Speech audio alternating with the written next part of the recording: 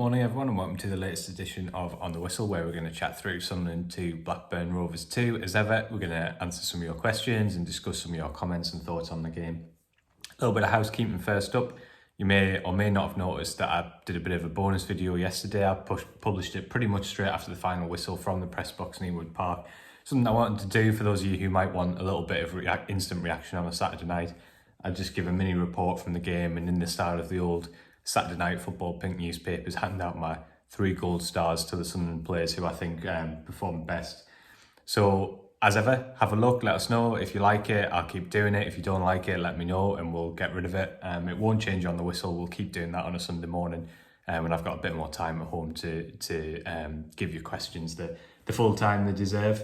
But yeah, have a look and let us know what you think. It's also a chance as well for those of you who aren't over on Blue Sky. That initial full-time whistle video, you'll be able to leave your comments under the video there as well, which I can then come to on Sunday morning for On The Whistle. So let us know what you think. But without further ado, I'll have a quick sip of coffee and then we'll get into the game. As I was sort of saying on my sort of instant reaction video last night, I thought the first half I was really impressed with Blackburn. I thought that, you know, ultimately there was a reason why they'd won 6 of their previous 7 games. That winning run had come to an end on Saturday when they'd lost to Millwall in the 90th minute, but that was heavily impacted by the fact that they were down to 10 at the time. I thought they were really organised. I thought that, you know, it's an interesting one to me in that I think in the end that yesterday, I think before the game, I would have been disappointed, but also fairly satisfied with the point. I think the Blackburn Rovers were heavily tipped for relegation by a lot of people before the season, which I understood from a perspective of there hasn't been a huge investment in that club and that squad for a while now. But I think anybody who saw what John Eustace did with his Birmingham City team in very challenging off-pitch circumstances knew that they would be tough to beat this season, that they would be really well organised, and I thought we saw that. I thought their athleticism, their desire to press and the defensive organisation was excellent. And what I think Eustace has done really cannily, he's added some little bits of quality as well in the final third. And I suppose it's a lesson for us all that for football to be good to watch, it doesn't have to be dominating the ball for 80-90% of the game. You know, Blackburn were happy to concede possession, but when they won it back, you know, Dolan and Cantwell, I thought their little sort of one-touch play was a bit of a treat to watch in the first half. Sunderland, to their credit, again, rebounded sort of really strongly after the break. And there was the sort of the irony is that in a sort of 15-20 minute spell, they actually could have finished the game. You know, they scored 2 good goals, they're completely on top. Brilliant finish from Isidore, of course. As we mentioned yesterday, we talked quite a bit in the instant reaction video about Dan Neil, who I thought was excellent. Great work for both of the goals, Patrick Roberts too. And then there were some big chances there that Sunderland had to take to win the game. So overall, my feeling was that it was a fair point. I think if you look at the statistics from the game, I think realistically, yes, Sunderland missed their chances to win it, especially, you know, at the end when we ended runs through 1-on-1, a huge chance to secure all 3 points. But I think if you look at the data in terms of shots on target, expected goals, I think Blackburn, you know, can say that they deserved a point very much, I think, especially because I think in the first half, Sunderland were lucky to come through it. It was interesting speaking to Regis Labrise after the game. It's not the first time we've done this, where we're trying to get to the bottom of what changed between the first half and the second half. There have been times when we know he's not much of a ranter and raver, so it's never about big sort of half-time speeches. But there have been times when he said there's been a tactical problem that he's had to fix. So Swansea was one example where he felt, you know, there was a specific issue down Sunderland's left-hand side, which he had to fix, and that led to Sunderland's comeback. On this occasion, he just said that he felt that, you know, all over the pitch, basically, Sunderland were playing at 60-70%. They were coming across against a well-organised, intense, good side, and they just weren't up to the level, and they got found out. You know, his verdict was kind of as simple as that. And I think that's kind of the interesting thing about this team right now, is that they're consistent and that they're always competitive. They keep churning out results, and they score goals regularly because of the quality they've got in the team. But they're also consistently inconsistent, as in it's very rare for them to put in a sort of 90-minute performance, if you like, at the moment. And I think for me personally, I think that sums up a little bit where Sunderland are as a team right now. Fantastic to watch at times. They've got a spirit that you just can't help but kind of get behind. I think we saw that yet again yesterday. And they keep going right till the end. They believe that they're going to win every game. You know, at times the football is brilliant to watch, you know, dynamic, so much energy. But at the moment, I think there's an inconsistency within games that I think is probably why at the moment I find it difficult as things stand to see them sort of going all the way with Leeds, Sheffield United and Burnley. I think at the moment they will have to find something a little bit extra if they want to do that. But I still feel really optimistic and confident about the season in terms of the playoffs. And I think, as we'll get to in a bit, whether they can reach the top two, it's going to depend a lot on the injury situation and maybe a little bit on January as well. So all in all, I thought it was a fair point and a good point. I don't think it's one to be sniffed at. I have a lot of respect specifically for John Eustace and also that Blackburn team he's built. I don't think going away there and getting a point is a bad result for any team in this division personally. However, obviously some of the circumstances around it were a little bit frustrating, and I think there's that element of concern. Again, that we know that it feels weird because we keep saying it and it doesn't actually happen, but we know at some point someone keep conceding the first goal, they're going to start dropping points. That's definitely something that needs to be looked at. Without further ado, let's get into your questions. So SJ, this one's over on YouTube. He put a comment under our video last night saying, who's playing in midfield now?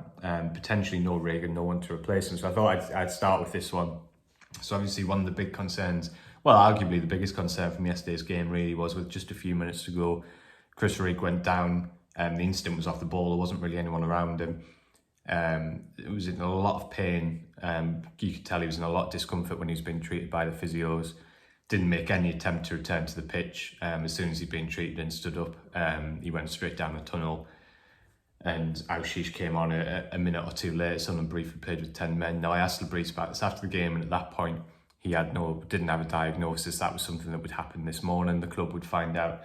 So I don't want to speculate too much about the severity of the injury because I don't think that would be right, and we'll wait until we have the full info. But I think, from our understanding, Rigg did leave the game in a protective boot. When you've got as many games coming up in a short space of time as Sunderland are, I think it's fair to say that it makes him a major doubt for the games that are coming up. Doesn't mean he won't play, we'll have to wait and see. Hopefully it's just precautionary, but I think certainly it's something where that is a big concern for Sunderland moving into this next few block of fixtures. And I think as that question kind of alludes to, it's a bit of a tricky one for Labrise because there's no real midfield options. I think there's two things you can go with. In the obvious one is Aushish, because I think that he's proven that he probably can be trusted and deserves to go in the side because of his cameo appearances. What was interesting was that in the last stages of the game, what we've seen consistently from Labrise this season is that he doesn't really like playing Aushish in central areas.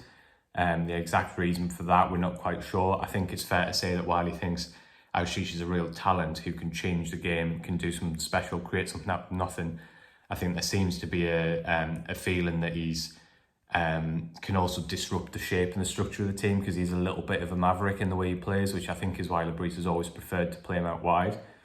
I think that was why, for example, if you look at Millwall earlier in the season, he didn't play Aushish as a 10, even though the option was there to do so. But I wonder if sort of the calibre of Aushish's training performances and the way that he's made an impact off the bench in recent weeks might mean Labrise gives him that opportunity. I think it would be fair to say he's deserved it. And obviously yesterday he did come on in the central role, so I wonder if that's just a bit of a sign from Labrise that his trust in Aushish has grown a little bit. The other option, of course, is to do what he did at Millwall, where I thought Aaron Connolly was effective as number 10, worked really hard, linked up nicely at times and scored a really good goal. It's been an interesting one with Connolly because obviously his minutes hasn't had many minutes of late, actually since that Millwall game. As I mentioned on, I think the last video, I asked Labrise about this about a week ago, and he said that he definitely felt that there'd been a little bit of a dip with Connolly, which Labrise thought was inevitable. He came into the club, sort of a fresh start for him, had a huge sort of energy, if you like, from that, a lot of positive energy from coming in, a fresh start, being back involved in football. Labrise felt a little bit of a dip was inevitable, but he also said that he felt in the last week or two he'd seen Connolly get back to sort of where he'd been when he first came into the club. So potentially there's an avenue for him to get back into the side there if Rigg is unavailable. So I think those are the two main options.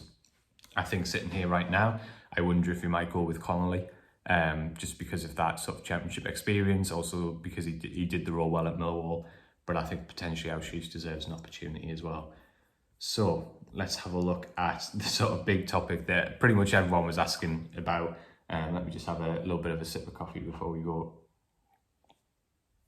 into this one. So Chris Liddell says, we'd have taken a point beforehand, disappointed to cough up a late goal. We were poor in the first half, so can't complain. As I said before, Chris, completely agree with that.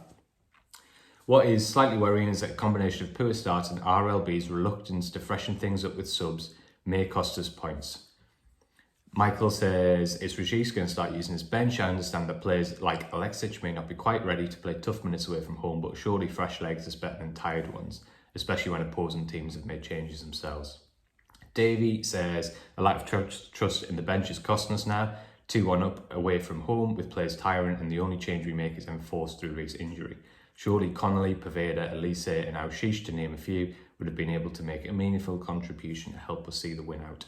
Stu's then reply to Davey says, this for me, I'd add Jones to that list too. I like him a lot and would love to see more of him. I have no problem with the lack of rotation in starting lineups, but if you're going to play the same players over and over, you need to make better use of your subs.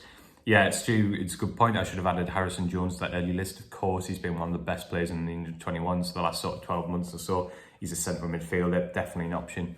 I think maybe to start, not what Stu's suggesting, but just to go back to that original point, maybe to start away from home with championship games, a step too far for him probably, but he is someone that we should consider as part of that category. Just signed a new contract at the club as well, which is great news. But yeah, there was obviously a very, very clear contrast yesterday between the way the two managers used their bench in that game. Now, obviously, the onus with Blackburn at home and trailing for much of the second half is on them more to try and change things. But he's just made all 5 of his subs, 2 of them double substitutions quite early in the half. You know, one of them I felt was actually really took away from what they did. I loved Yuki Ohashi. What a brilliant performance. It's a complete nightmare for Sunderland defenders. Never stopped running, never stopped snapping at their ankles, and showed some real quality too. Not only did he score that goal where he was in the right place at the right time, a lovely little pass to set up Owen Beck straight after the first goal that should have gone in. And that would have been pretty much game over, I think, at that stage. So a great player, him coming off, thought really impacted Blackburn, which I was surprised at the time. A few of you quite rightly on my reaction video pointing out that he had made a few fouls and was on a yellow card, so maybe that was part of John Eustace's thinking. I think that for sure it's a huge talking point, and it's something that I've been really frustrated with at times this season, especially away from home. I feel like at times Sunderland have been crying out for a few fresh legs. I knew that this was a big talking point with all you. After the game, I did ask Labrise about it.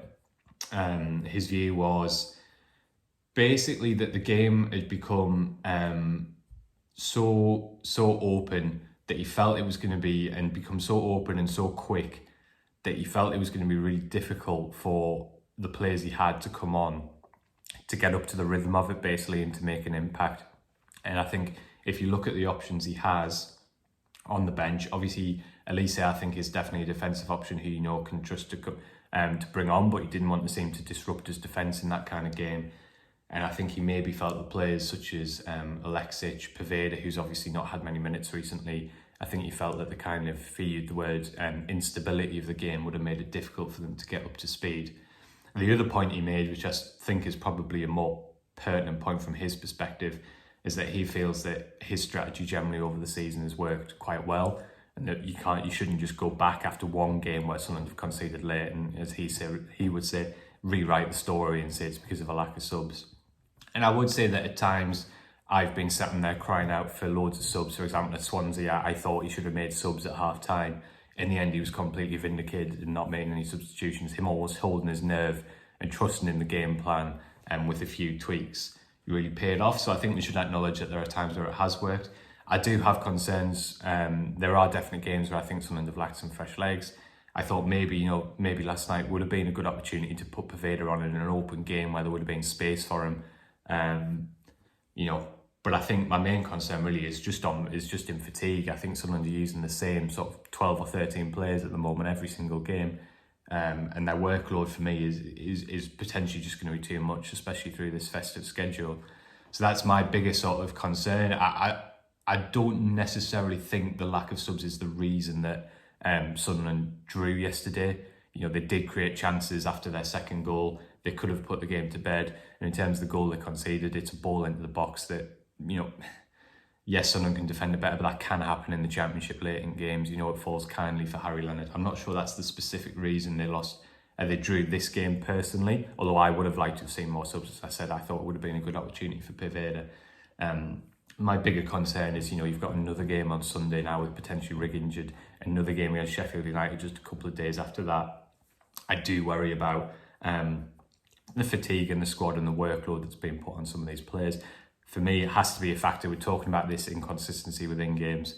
I think fatigue has to be a factor within that. So that is definitely something that I'm a little bit worried about moving forward. Not so much just purely on this game, but just the general impact on the squad. So yeah, hopefully, I think it's a really difficult one to have an answer to that, but hopefully I've given you a little bit of an insight into Labrisse's thinking. I think he's very, very different to someone like Tony Mowbray, who thinks that you should almost shake things up a little bit. Labrisse is very, very feels it's difficult for substitutes to impact the game. He has the sort of the game plan. He thinks the best thing is, by and large, obviously he makes substitutions in some situations, but I think he feels by and large that it's best for the players who are out there, who can feel the rhythm of the game, who are up to speed, who understand the problems on the pitch from having been on it. So hopefully that gives you a little bit of an insight into his thinking. Here's another question from Ian. He says, how good has Dan Neil been in the last half dozen games? Quickly establishing himself as one of the best holding midfielders in the Championship, also producing captain's performances by taking games by the scruff of the neck when needed. Yeah, totally agree. I thought Dan Neil was the standout player. Discussed it a little bit on my reaction video yesterday. I thought he produced an excellent performance. First half, I thought he was Sunderland's best player when the team wasn't performing very well. And I think he got his rewards in the second half when the team around him started performing better. Obviously a big hand in both the goals. It's an interesting one with Dan because I spoke after the Swansea game. I told you how I'd spoken to him. And he said that, he felt he was getting to grips with that number 6 role, but also specifically because he had a certain way that he wanted to play it. We know that Dan Neil wants to drive forward. He wants to play aggressive passes. Basically, I think probably understandably was playing a little bit safe at the start of the season because of the discipline that role requires. I think what we're starting to see now, he's growing a little bit of confidence to play his own game in that position. And I think yesterday was a great example of that. He took risks at times and turning away from players when there was a lot of pressure on him, a lot of sort of Blackburn were pressing him, played some ambitious passes. It's risk, but the thing with Dan is we know he's got the quality to pull it off. He's a really, really talented player. And I think what we're starting to see now is him growing in confidence to impose himself on games and do that position his way. I still think hopefully when Samed's fit, you can see Dan playing a little bit further forward at times, and I think that's going to be a big weapon for Sunderland.